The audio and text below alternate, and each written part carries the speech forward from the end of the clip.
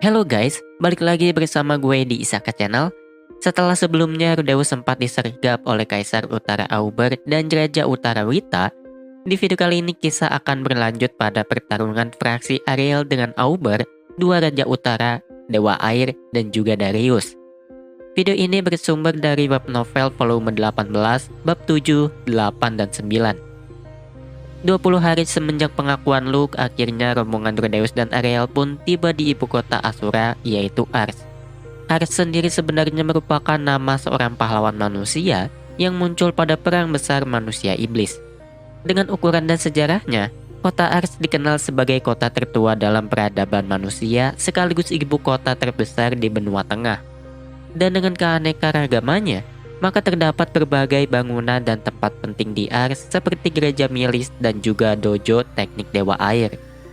Dan bukan hanya itu, ternyata kastil kerajaan Asura yang terletak di sana pun terlihat begitu megah. Dengan tampak bersinar karena warna yang keperakan, kastil tersebut terlihat seukuran atau bahkan lebih besar dari kastil langit. Dan mengesampingkan hal tersebut, kini rombongan Rudeus pun sedang menuju rumah kedua Ariel yang akan dijadikan markas sementara. Dan selama perjalanan, nampaknya Ariel disambut cukup baik oleh warga yang terlihat begitu mengenali Luke dan Sylvie. Namun begitu memasuki distrik bangsawan, tiba-tiba muncul seorang kesatria magang yang mendatangi Eris. Waktu itu kesatria tersebut tiba-tiba menyapa Eris dan mempertanyakan kabarnya setelah bertarung dengan Dewa Naga. Sementara Eris masih kebingungan, kesatria tersebut membuka helmnya dan Eris pun mengenalnya sebagai Isolde. Bagi yang belum tahu, Isolde merupakan murid dari Dewa Air yang sebelumnya menjadi teman latihan Eris di dojo. Walau sekilas seperti wanita anggun yang terlihat polos, namun nyatanya kini Isolde terus mengoceh walau Eris hanya membalasnya dengan singkat. Waktu itu Isolde bercerita bahwa dirinya akan diangkat menjadi Kaisar Air setelah resmi menjadi kesatria Asura. Namun tidak lama dari sana, Isolde pun mulai memandang Luke dengan jijik di saat Luke mengganggunya. Waktu itu Isolde merasa jijik kepada Luke karena telah membungkuk kepada wanita lain di hadapan istrinya. Yang mana waktu itu Isolde menyangka bahwa Luke merupakan Rudeus yang telah dinikahi Eris. Walau di akhir Isolde sempat menanyai Rudeus, namun karena terburu-buru Rudeus tidak sempat menjawabnya. Sehingga kesalahpahaman tersebut akan terus berlanjut, hingga akhirnya Isolde bertemu lagi dengan Rudeus. Begitu kembali berjalan, Eris sempat memperingatkan bahwa bisa saja Isolde akan menjadi musuh Rudeus. Namun walau begitu, Eris malah terlihat begitu bersemangat karena dirinya tidak sabar untuk mengalahkan Isolde. Alasannya sendiri karena di saat berlatih dulu, Eris seringkali kalah dari Isolde yang merupakan pendekar teknik Dewa Air. Singkat cerita, akhirnya Rudeus pun sampai di rumah kedua Ariel yang terlihat 5 kali lebih besar dibanding rumahnya. Begitu semua berkumpul, Ariel pun mendiskusikan semua rencananya dengan yang lain. Pertama, dirinya akan melakukan segala persiapan seperti mengumpulkan pendukung, menata tempat, hingga rencana untuk menjatuhkan Darius. Karena waktu yang tersisa begitu singkat, maka rencananya Ariel akan menyelesaikan semuanya dalam 10 hari. Dan selama 10 hari tersebut, Rudeus, Eris, dan Sylvie akan berusaha untuk mengikis kekuatan musuh sebanyak mungkin.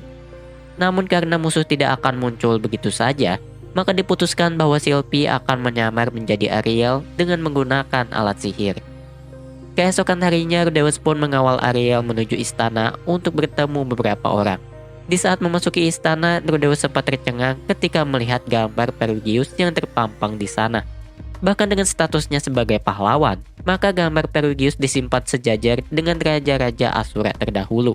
Hal tersebut berlaku pula untuk gambar Dewa Utara Kalman dan juga Dewa Naga Urpen yang merupakan rekannya.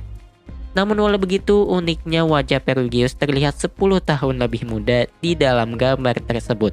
Sehingga tidak perlu heran apabila seseorang akan merasa kecewa ketika mengetahui sosok asli Perugius. Dan singkat cerita, selama 3 hari selanjutnya, Rudeus selalu mengawal Ariel untuk menemui berbagai bangsawan. Walau belum pernah bertemu langsung dengan pangeran pertama, namun Rudeus langsung merasa kecewa ketika sempat melihatnya dari jauh. Ternyata Grabel hanyalah seorang pria tua berumur 30 tahunan yang sama sekali tidak memiliki citra bagai seorang pangeran muda yang gagah. Di sisi lain, Darius pun hanya seorang ugly bastard yang terlihat seperti monster babi. Dan ketika saling pandang, Darius terlihat begitu ketakutan sehingga dapat dipastikan bahwa Darius memang bidak Hitogami. Dan mengesampingkan Darius, ternyata kini pangeran kedua Halfaus sedang mendekam di dalam rumah tahanan karena suatu hal. Entah apa yang terjadi, namun nampaknya Orested melakukan sesuatu agar dirinya tidak mengganggu. Dan sesuai dengan rencana yang telah disepakati, maka selama itu pula Sylvie menyamar sebagai Ariel. Karena kini Sylvie menyamar sebagai Ariel, maka Ariel sendiri ikut menyamar sebagai pelayan. Walau sudah beberapa kali diserang, namun tidak ada satupun serangan yang berarti. Dengan waktu yang sempit dan berbagai hal yang harus dilakukan, pernah suatu saat Ariel menawarkan tubuh Aerys dan Ghislaine untuk menjebak pendukung pangeran pertama. Berlanjut pada hari kelima, serangan pun mulai beralih kepada para bangsawan pendukung Ariel. Dan mengesampingkan hal tersebut, akhirnya Rudeus pun bertemu dengan Philemon yang merupakan pamannya. Walau Philemon merupakan adik Paul, namun entah mengapa Philemon begitu berbeda dengan Paul. Dengan wajahnya yang entah mengapa lebih tua dari Paul, ternyata Philemon hanyalah seorang pengecut yang terlihat seperti seekor tikus penakut. Dan mengesampingkan penampilannya, ternyata Philemon benar-benar berkhianat dan beralih pada fraksi pangeran pertama. Karena nyaluk yang sebelumnya selalu berusaha untuk membela ayahnya pun kini mulai bertengkar. Namun tanpa tanggapan apapun, Philemon meninggalkan Luke begitu saja sehingga takdirnya benar-benar terkunci pada mata pedang Ghislaine. Melompat pada hari ke-9, akhirnya segala persiapan yang dilakukan Ariel pun sudah hampir selesai. Rencananya nanti Ariel akan menggelar sebuah pesta dengan kedok dukungan terhadap pangeran pertama. Namun karena tujuan sebenarnya adalah menjatuhkan Darius, maka dapat dipastikan bahwa pesta tersebut malah akan menjadi medan pertempuran. Sehingga pesta tersebut akan menjadi hari penentuan di mana seseorang termasuk Rudeus bisa saja terbunuh. Dan singkat cerita, di malam harinya, rombongan Rudeus sempat dihadang oleh pria bertelinga kelinci yang berasal dari Rasmi Rudeto. Pria tersebut lantas memperkenalkan dirinya sebagai satu dari 3 pedang Dewa Utara, yaitu Raja Utara Knuckleguard sang pedang kembar. Dan sesuai dengan julukannya, ternyata Raja Utara Knuckleguard terdiri dari 2 orang, yaitu Knuckles sang kakak dan Guard sang adik. Setelah memperkenalkan diri, lantas mereka berdua langsung menantang Aerys untuk berduel. Dan di sisi lain muncul Wita si bola disco yang menggunakan armor serba hitam. Sementara Ghislaine melawan Wita dan Aerys melawan Knuckleguard, Rudeus sendiri kini lebih memilih untuk menunggu Auber muncul seperti sebelumnya. Dan setelah beberapa waktu mencari Auber dengan bantuan roh cahayanya, akhirnya Rudeus menemukan sesuatu di dinding. Dengan menggunakan sebuah kain, Auber menempel pada dinding dan bersembunyi seperti seorang ninja. Dan tanpa membiarkan Auber menampakkan dirinya, Rudeus pun menembakkan stone cannon-nya dan berhasil melukai salah satu kaki Auber. Sementara Rudeus mengawasi Auber yang masih bisa bertahan, di sisi lain ternyata Aerys dan Ghislaine berhasil memojokkan musuhnya. Walau lengan kiri Aerys terluka parah, namun Ghislaine masih bertahan tanpa luka dan Wita telah kehilangan salah satu lengannya. Namun sesaat kemudian, Wita melemparkan sebuah tas berisi tepung kepada Rudeus dan langsung mengarah pada kereta kuda yang ditempati Sylvie yang sedang menyamar. Dan tepat di saat Wita menyerang, untungnya Sylvie masih sempat mengeluarkan sihir tornado apinya. Dalam kondisi yang kacau, Wita dan Auber pun tiba-tiba menghilang begitu saja. Dan ketika ditemukan, ternyata Auber sedang memanjat dinding layaknya seekor kecoa. Karena tidak terkejar, maka target pun beralih pada Wita yang melarikan diri ke dalam gang yang gelap. Namun tidak jauh semenjak pintu masuk gang, Rudeus mendapati bahwa Wita telah tewas tersungkur dengan sebuah lubang menganga di tubuhnya. Karena merasa familiar dengan lubang tersebut, maka Rudeus pun menyimpulkan bahwa Orested lah yang telah membunuh Wita. Namun karena tidak ada satupun orang di sana, maka Aerys yang baru datang pun menganggap Rudeus lah yang telah membunuh Wita. Walau sekali lagi Rudeus gagal membunuh Auber, namun setidaknya Rudeus dan yang lainnya masih selamat. Karena bagaimanapun juga dengan tewasnya Wita dan juga si kembar Knuckleguard, maka kekuatan tempur musuh berkurang drastis. Singkat cerita, akhirnya pesta yang Ariel selenggarakan pun dimulai. Waktu itu Rudeus bersama Aerys bersiap di depan pintu masuk untuk mengamati para tamu. Dan di saat Philemon datang, Rudeus sempat dihujat oleh Philemon yang masih berpikir bahwa Rudeus ingin mengambil alih kepala keluarga Notos lagi. Dan mengesampingkan Philemon, ada juga kepala keluarga dari cabang Geralt lainnya, seperti keluarga Euro dan juga Zephyrus. Selain itu ada juga kepala keluarga Borea saat ini, yaitu James yang terlihat cukup mirip dengan Sauros. Walau sebelumnya James sempat menantang pembangunan kembali Fedoa, namun kabarnya saat ini James malah mati-matian mengembangkan wilayahnya lagi. Mengesampingkan James, ada juga kedua orang tua Triss yang seharusnya akan sangat terkejut dengan kemunculan putrinya nanti. Sementara itu Darius yang baru muncul di saat-saat terakhir pun langsung saja memalingkan wajahnya dari Rudeus. Namun Auber yang menjadi pengawalnya malah memperkenalkan diri seakan pertemuan tersebut adalah pertemuan pertamanya dengan Rudeus. Dan di akhir perkenalan, Auber pun menyebut Rudeus sebagai anjing naga dan memintanya untuk berduel nanti. Dan begitu acara dimulai, tanpa basa-basi, Ariel pun memperkenalkan Tristina sebagai putri kedua keluarga Purple Horse yang telah lama hilang. Sementara keluarganya dan beberapa bangsawan lain mulai terlihat panik, Tristina pun mulai menceritakan segala hal yang terjadi dengan sedikit didramatisir. Dan begitu selesai, tanpa buang-buang waktu, Ariel pun langsung mencela Darius dengan begitu berapi-api. Namun tentu Darius pun menyangkalnya dan bahkan menyebut Tristina yang dibawa oleh Ariel adalah Tristina palsu. Lantas Tristina pun mengeluarkan sebuah cincin permata yang terukirkan gambar seekor kuda di atasnya. Yang mana cincin tersebut merupakan cincin spesial milik keluarga Purple Horse yang digunakan untuk membuktikan ikatan darah. Namun karena masih belum mau kalah, Darius malah beralih bahwa sebenarnya Tristina sudah tewas. Entah merupakan skenario Hitogami atau bukan, Darius bercerita bahwa dirinya menemukan mayat Tristina di saat Ars diinvasi oleh komplotan perampok. Dan karena telah terbantai, maka Darius tidak bisa menemukan mayat Tristina yang seharusnya menggunakan cincin tersebut.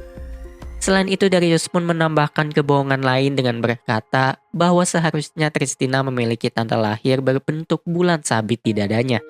Karena tanda tersebut seharusnya bisa dikenali oleh keluarganya, maka Darius pun meminta Freitas yang merupakan ayah Tristina untuk angkat bicara. Namun Freitas yang dari tadi hanya bergemetar karena ketakutan pun malah mengakui bahwa Darius telah berbohong. Freitas mengaku bahwa Darius telah menculik Tristina dan meminta Ariel untuk menghukumnya. Dan melihat hal tersebut, Ariel pun mulai tersenyum nakal seakan dirinya telah menemui Freitas sebelum pesta dimulai. Karena Darius tidak memiliki alasan lagi, maka Ariel pun menyatakan bahwa Darius harus diadili karena telah menculik, menahan dan melecehkan seorang anak bangsawan. Dan karena tidak ada satupun bangsawan yang menolongnya, wajah Darius yang sudah jelek pun semakin jelek seiring berjalannya waktu. Namun tidak lama dari sana, tiba-tiba pangeran pertama Garabel pun muncul membela Darius, sehingga babak kedua pun dimulai. Waktu itu Garabel mempertanyakan sikap Ariel yang menuduh Darius dikala raja atau tepatnya ayah mereka sedang sakit. Menurutnya Darius jauh lebih penting untuk kerajaan dibandingkan keluarga Purple Horse yang hanya merupakan bangsawan tingkat menengah. Dan di saat perdebatan mulai memanas, akhirnya Garabel pun menantang Ariel untuk mengadakan voting mengenai siapa yang benar. Namun sebelum voting dimulai, Ariel malah meminta izin untuk memperkenalkan seseorang terlebih dahulu. Bersamaan dengan pilar api yang diciptakan oleh Sylvie, para tamu pun nampak begitu terkejut ketika melihat sebuah kastil raksasa yang terbang di atas kepala mereka. Karena keberadaan kastil langit bagai sebuah legenda, maka para tamu pun mulai bergemetar ketakutan ketika melihatnya. Dan begitu kastil langit tersebut berhenti, muncullah Pelagius yang datang bersamaan dengan kedua belah sukaimanya.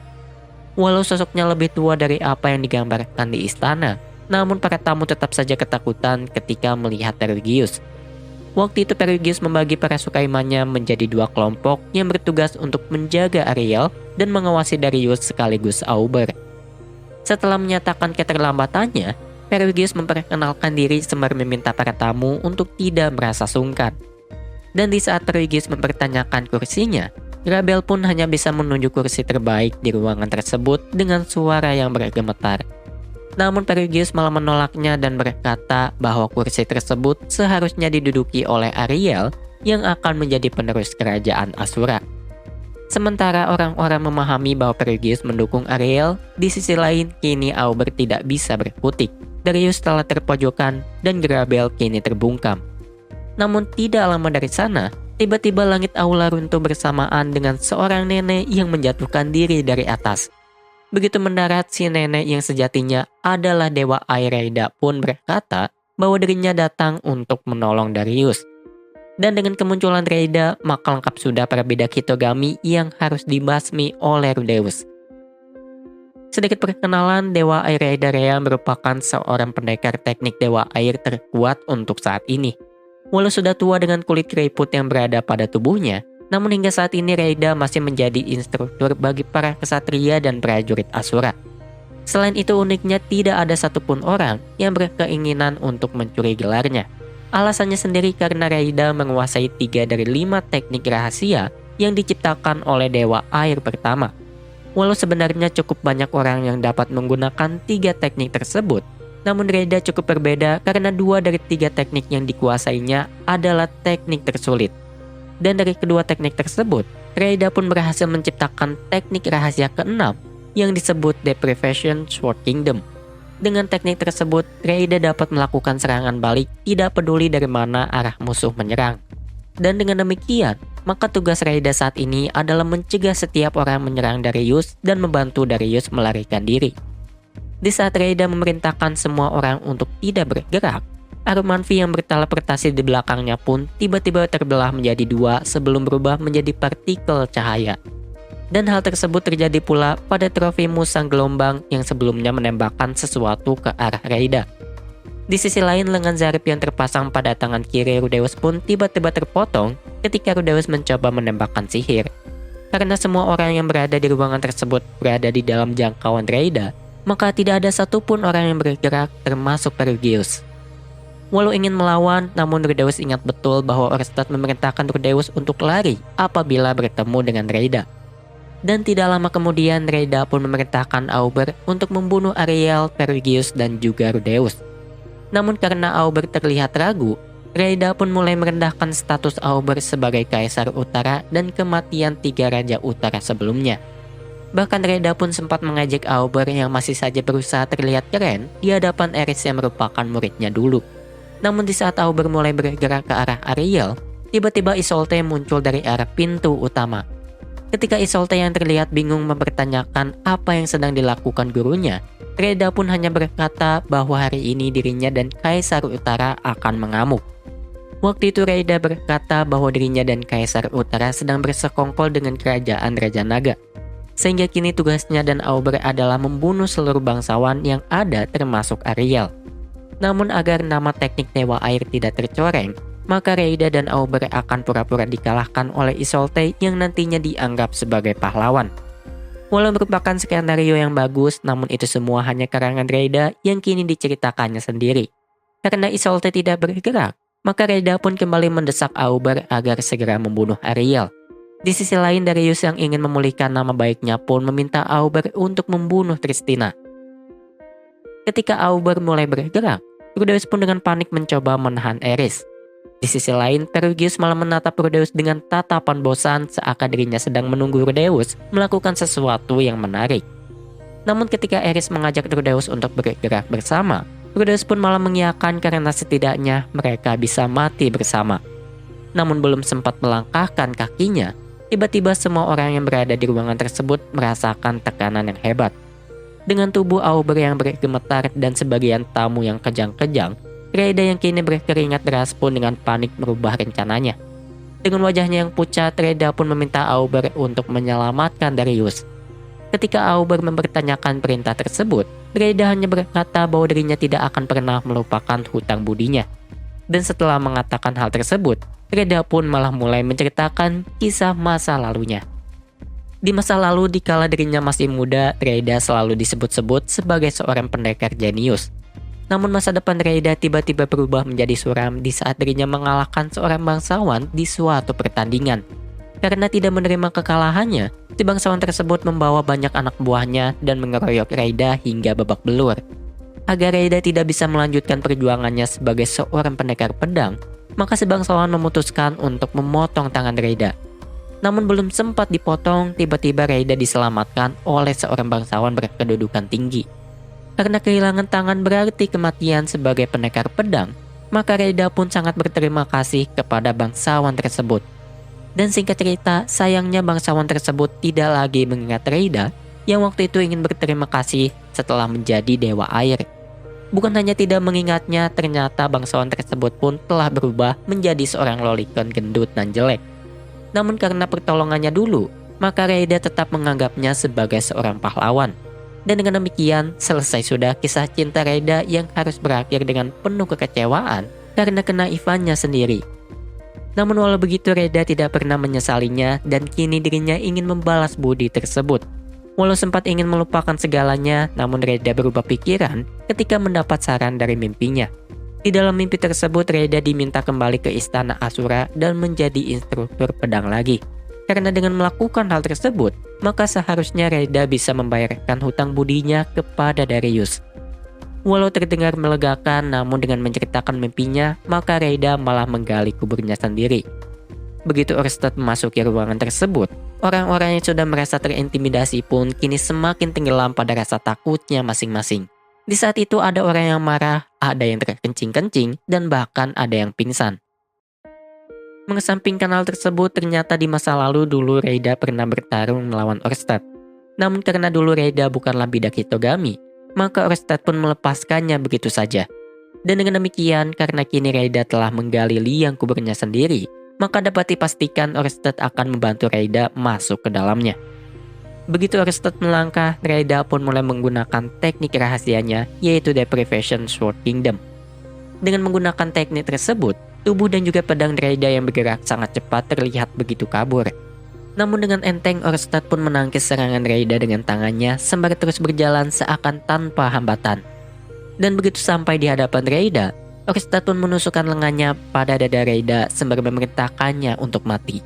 Sesaat setelahnya, lantas Orsted pun langsung membuang tubuh Reida layaknya sebuah bangkai ikan yang amis. Walau waktu itu Isolde menjerit histeris di saat melihat kematian gurunya, namun Orsted mengabaikannya dan pergi begitu saja.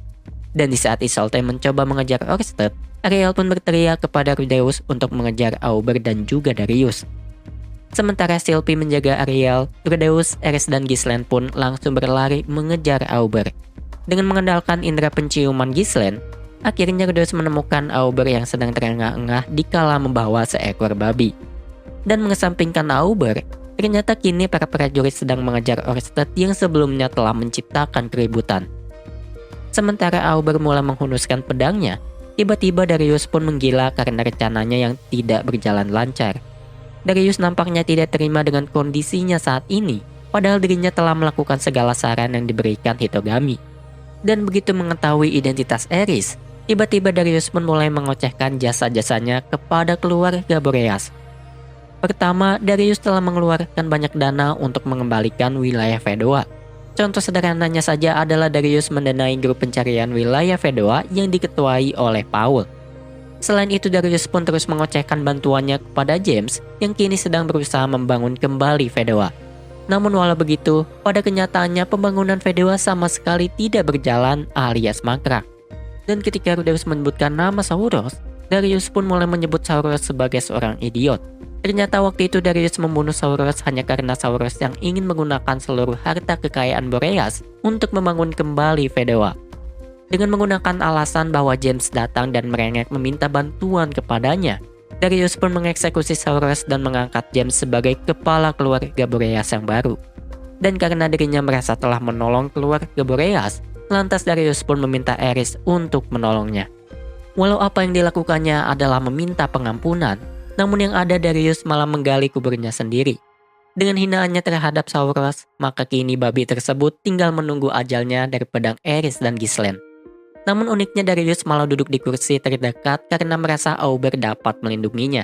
Dan di saat Auber menyebut Rudeus merepotkan, Darius pun berkata bahwa dirinya telah mendengar hal tersebut dari dewa yang ditemuinya. Di dalam mimpinya, Hitogami berkata bahwa Rudeus akan datang untuk membunuhnya. Dan untuk mencegah hal tersebut, Darius meminta untuk menghancurkan lingkaran sihir teleportasi dan menyewa Auber. Namun karena kini saran tersebut tidak terbukti keampuhannya, maka Darius tidak ingin lagi mempercayai Hitogami. Singkat cerita, Auber pun memulai pertarungan dengan melemparkan banyak bola berisi cairan perekat, yang mana dengan cairan tersebut, Eris dan Ghislaine tidak dapat bergerak berhubung kaki mereka menempel dengan lantai. Di sisi lain, Rudeus yang pernah mendengar jurus tersebut dari Orsted pun menggunakan sihir air agar daya reka dari perekat tersebut hilang. Namun ternyata target Auber bukan lagi Ghislaine ataupun Aerys, melainkan Rudeus yang kini berada di belakang. Berkat mata iblisnya, Rudeus berhasil menahan tebasan dan juga menghindari lemparan pedang Auber.